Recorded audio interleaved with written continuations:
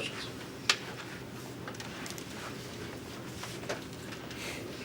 Trey, you guys excited? You got maybe the #1 pick and a sold-out crowd tomorrow?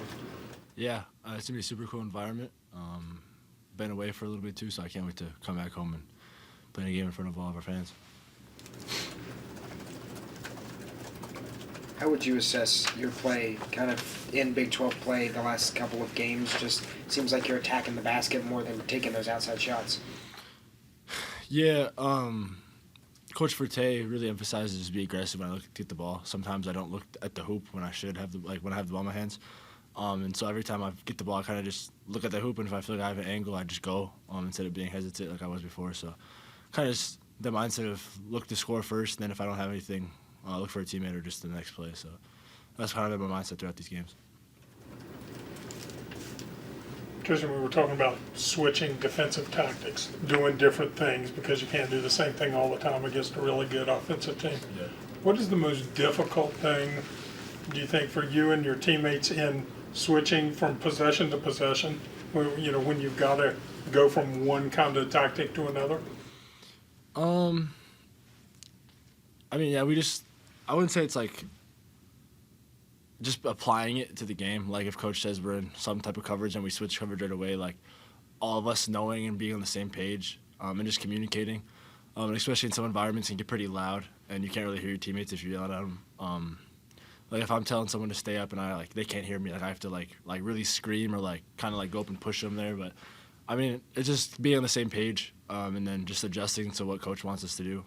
Coach Hurl, the adjustments at defensive end, and then that could just communicating part is really the main thing when it comes to that type of stuff. Treysen, when you were scouting Navonsa, I mean, I guess maybe like Peterson, Kansas might have been kind of a similar feel. I mean, you guys have faced really good individual players throughout the season, but when you watch guys like this on film, is there any kind of different feeling at all? Like, oh, this guy might be the #1 pick, as opposed to just other really good college players that you scouted? Is there any difference at all? I mean, this whole league, I mean, there's a lot of top picks in this league. We're playing in the best college basketball league in the country, so I mean, we've kind of seen it all year. And his size is definitely something that we haven't, I think, seen as like a taller guard like that.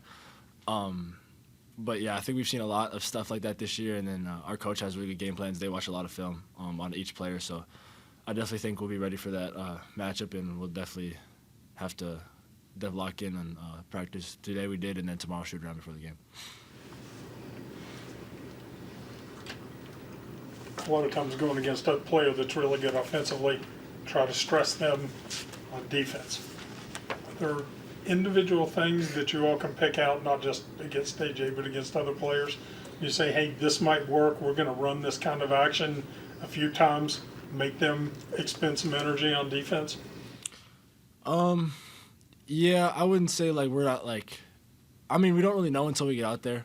Like sometimes, like if we have like a smaller guy on Jazz, we usually try to like get him down there. But again, it's like kind of like in the game, because you can plan for stuff, but then obviously it can just go the opposite way, and you don't do that in the game. So it's kind of just game time situations, and just whatever coach is feeling during the game. If something's working, keep going to that. And then if we feel like someone can't guard somebody, we try to get that switch. So it's kind of just when it comes to the game, it's kind of when the decision comes like that, I feel like.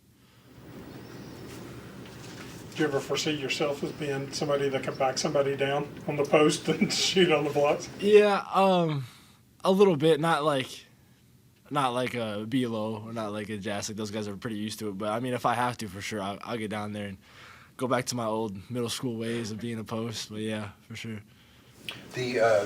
From a team standpoint, the defense against Oklahoma State, was that tough to watch on film again after?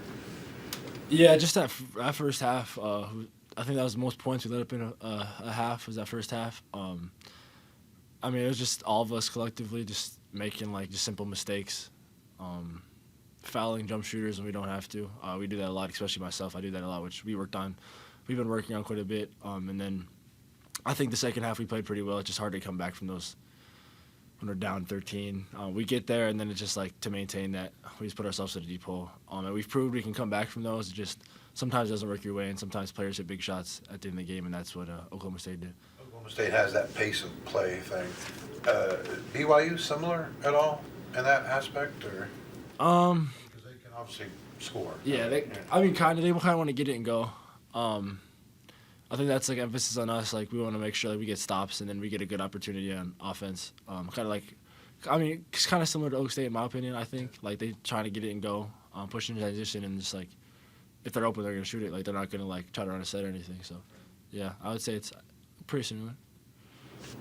Find a Bonsa, right? Yeah, definitely. We definitely find him. Anything else? Great, thank you. Thank you.